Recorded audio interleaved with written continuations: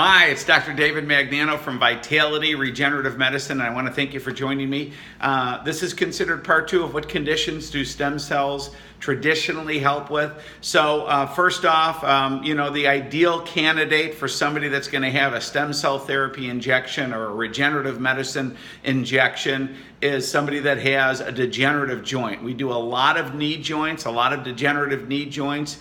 Many of our patients have had the degeneration or the knee pain or problem going on for many years. They're a candidate or on the path to having knee replacement. On the x-ray, many cases it's bone on bone. So the beauty of the stem cell therapy treatment for a degenerative knee or a knee that's headed towards a knee replacement is you do not have to have surgery.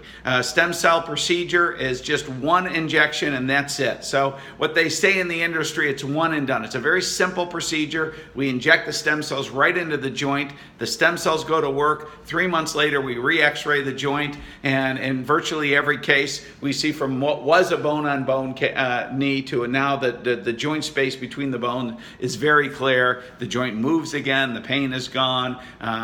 Patients walking around and creating more strength and stability. So that's an ideal patient for us. That's what actually made stem cell therapy very popular, really worldwide, was doing these knee injections for patients that had knee replacements. It's also very effective for somebody that has a problem with a shoulder condition, pre-shoulder replacement surgery, fantastic. It's also very good for soft tissue injuries. Somebody may have a tear, supraspinatus muscle, right rotator cuff, bicep tendons, things of this nature. Stem cell therapy is very effective for that. What we're learning now, and we actually help many patients with this, is spinal canal stenosis. So in many cases, somebody will have an injury to their back. The disc spaces will start to degenerate. You start to grow bone spurs and scars in that area. Those scars and spurs can actually close the opening where the spinal cord comes through. And the spinal cord, of course, is the main terminal that will allow the spinal nerve roots to exit and then communicate to muscles and joints and organs and tissues in different parts of the body. So with spinal canal stenosis, you start to get pain and problems not just in the area where the spine is constricting the spinal cord, but it can affect down into the shoulder, arm, and hands, the hips, lower back, legs, things of this nature. So when we do injections into the lower back, we see that the spurs start to reduce, the pain goes away, the joint mobility improves, a lot of the radiating symptoms have decreased, so this has been very good. And then the other thing that we're doing a lot of treatment with, which I find to be fantastic, I've been in practice for over 32 years, and we've seen this condition, which is becoming more and more prevalent now via diabetes, is neuropathy. Neuropathy means that the nerves are damaged, they're ill, they're sick, they're basically dying. This happens when somebody has diabetes. It can also happen through toxic overload, very common with somebody that has chemotherapy. They can develop neuropathy.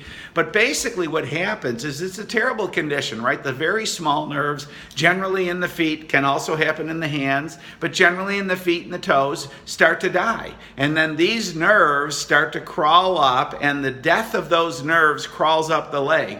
For many of these patients, they're taking gabapentin, Lyrica, medications like this. This will minimize the symptoms, but of course does nothing to control or stop the disease, right? So the disease continues on, and as the nerves die, of course, the nerves supply all the life to the surrounding tissues, so then the tissues start to die. Generally, these neuropathy patients, it leads to amputation. You have to start pulling the dead and dying tissue away so it's not causing any problems to the remaining limb. So it's a very terrible condition. It's becoming so common because of the number of people nowadays that are struggling or fighting with diabetes. And we find that when we inject stem cells into those damaged nerves down into the feet and to the legs, that the neuropathy starts to improve, that the death of those nerves actually starts to change. The pain and the burning and the numbness goes away. The patient starts to regain sensory and motor control of these nerves. It's actually a wonderful thing. Now, of course, with stem cells, because it's natural tissue, there are no side effects. effects. Of course, there's side effects with these drugs that just minimize the symptoms, like gabapentin and Lyrica, things of that nature. And I'm going to discuss this at length a little bit in a future video, because I do get a lot of questions on neuropathy and how it works, and I'm going to get into discussing that with you.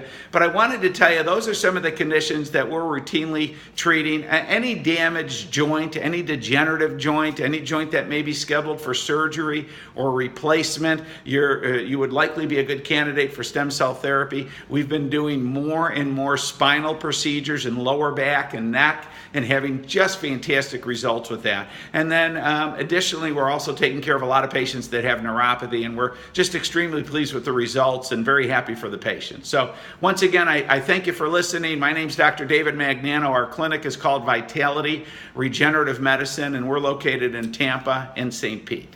Thanks so much.